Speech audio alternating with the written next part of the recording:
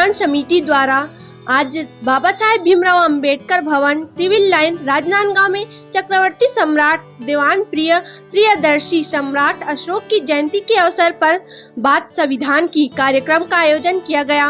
कार्यक्रम के मुख्य अतिथि बहुजन विचारक डॉक्टर लक्ष्मण यादव से हमने चर्चा की। क्या कहा डॉक्टर लक्ष्मण यादव ने, सुने।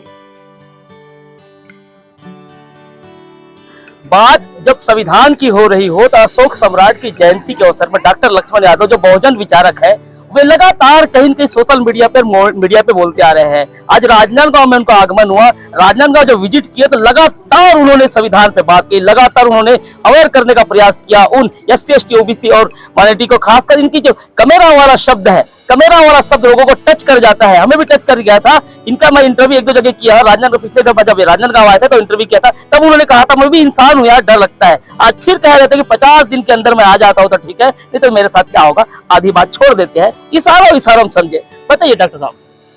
नहीं, अब इशारा जितना करना था वो तो कर दिया। मेरा सवाल नहीं है, सवाल किसी एक व्यक्ति का नहीं है, सवाल पूरे देश का है, सवाल इस देश के संविधान का है।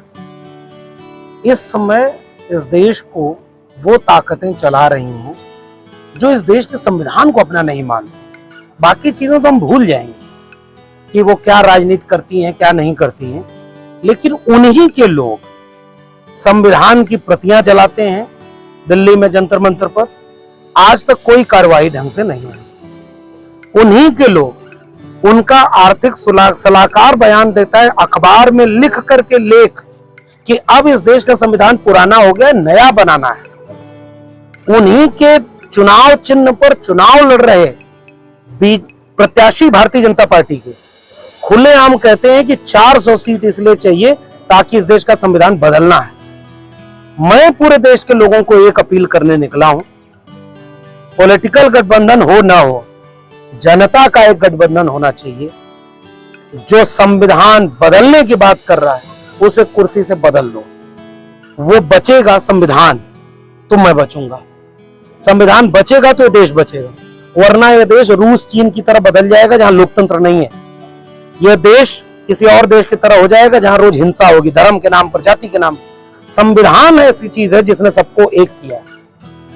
आज अगले 50 दिन की जो मैंने बात की, मैं देश के हर उस मंच पर जाऊंगा जो संविधान बचाने की बात कर रहा है और संविधान विरोधियों के खिलाफ बोलूंगा।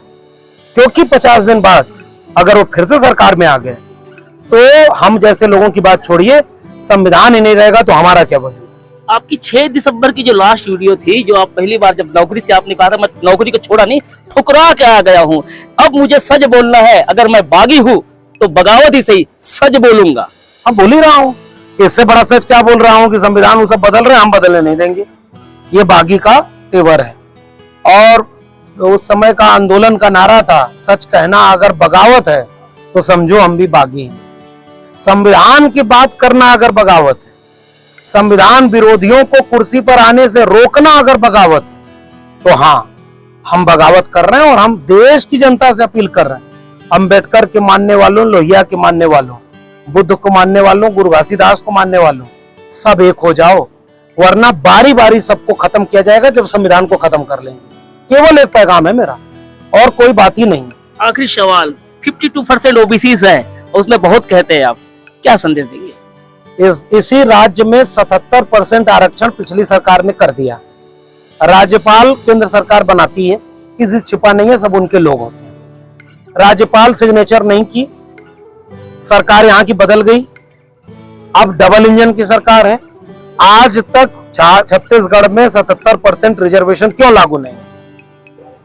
इस छत्तीसगढ़ के SC ST OBC को उनका हक मिलना चाहिए कि नहीं मिलना चाहिए? और अगर मिलना चाहिए तो रिजर्वेशन मिलना चाहिए कि नहीं? और रिजर्वेशन का विरोध कौन कर रहा है? जो धर्म के नाम पर लड़ा रहा है, जो जाति को जाति से लड़ा रहा है। SC में ये सतनामी है, ये बुद्धिस्ट है, ये वो है, सबको लड़ाओ, उससे इसको लड़ाओ। OBC में ये साहू है, ये यादव है, ये कुर्मी है, ये वो है, इसका हक ये खा गया, इसका हक ये खा गया। और जो सबका हक खा के बैठा है वो कर आपकी बार 400 पार। इसलिए ये आपस में लड़ना बंद कर दो भैया, और उसको पहचानो। क्यों 400 मांग रहे हो? 300 पे तुम्हारी सरकार बन जाती, क्योंकि संविधान बदलना उसे। क्यों 400 मांग रहे हैं? क्योंकि इस देश में वो काम जो संविधान नहीं करने दे रहा है वो सब कर दे, और जितने लोग बोलेंगे सबको जेल में डाल दे। ये खुलेआम मेरी चुनौती है। मैं अगर इस देश का संविधान बचेगा तभी मेरे भाषण देने का कोई मतलब नहीं। नौकरी जाने की मलाली है। नौकरी तो ऐसे पता नहीं कितने लोग चली गई और जाने कितने लोग नौकरी करके रिटायर हो गए। उसी विश्वविद्यालय में अभी जाने कितने लोग नौकरी कर रहे हैं। देश ही नहीं बचेगा ना साहब, तो नौकरी करके घर बचा। लगातार बोल रहे डर नहीं लगता यादव जी? फिर वही बात, डर लगता है। जो ये कहे कि उसको डर नहीं लगता वो झूठ बोलता है, या ना हीरो बन रहा है झूठ बोल के। सबको डर लगता है। आप माइक पकड़े हो, आप ढंग से 2-4 रिपोर्ट दिखा तो ईडी आपके घर ना आ जाए तो कहना। इतना पैसा तो नहीं है मेरे यहाँ। पैसा के लिए थोड़ा ईडी आती है। आपको भरम है को पैसा के लिए आती है, डराने मैसेज लेके आती है। अगले दिन से आपके चैनल का नाम है सच का जज्बा। अगर इसको झूठ का जज्बा नहीं किया तो जेल में डाल देंगे। आप देखिए जेल में जाने के लिए डर जाएंगे। अगर आप निडर हैं तो मैं आपके साथ खड़ा हूं। अगर आप सच के साथ खड़े हैं तो मैं आपके साथ, और आप जैसे लोग हमारे साथ खड़े इसलिए हमको भी डर नहीं लगता। डर सबको लगता है, लेकिन ईमानदार लोग अगर एक हो जाएं, निडर लोग एक हो जाएं, तो डर उसे लगेगा जो सबको लड़ा रहा है, सबको तोड़ रहा है, सबका हक छीन रहा है। निडर लोगों, क्योंकि हम गलत नहीं, अगर हम गलत नहीं है तो डर केवल इस बात से लगता है कि बहुत गलत वजह से कोई मार दिया जाए। शहीद आजम भगत सिंह फांसी के तख्ते पर चढ़ गए, बाबा साहब के 4-4 बच्चे कुर्बान हो गए, उनको नहीं डर लगता था? इस्तीफा दे दिया, चुनाव हार जाते थे, डर नहीं लगता था?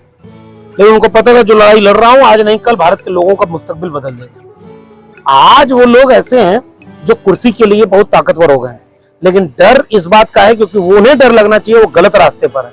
हम मानवता के रास्ते पर, इसलिए हमें डर नहीं लगता, तो हिम्मत मिलती है। बहुत धन्यवाद। चलिए, तो हम मानवता के रास्ते पे है इसलिए हमें डर नहीं लगता। लगातार संविधान बचाने के लिए कवायद किए जा रहे हैं डॉक्टर लक्ष्मण यादव। उन्होंने कई बार चोट की है उन संविधान को बोलने वाले के लिए कि हम संविधान बदल देंगे, कि हमें 400 का आंकड़ा पार कर दिया जाए। तो लगातार अपने भाषणों में चोट कर रहे हैं डॉक्टर लक्ष्मण यादव। हम आपको बता दें कि जाते जाते एक मैसेज किए हैं कि संविधान को बदलने वाले को आप एक वोट कीजिए, भले अलग हो लेकिन आपकी सोच एक होना चाहिए। मेरे साथ कविता है और मैं अखिलेश।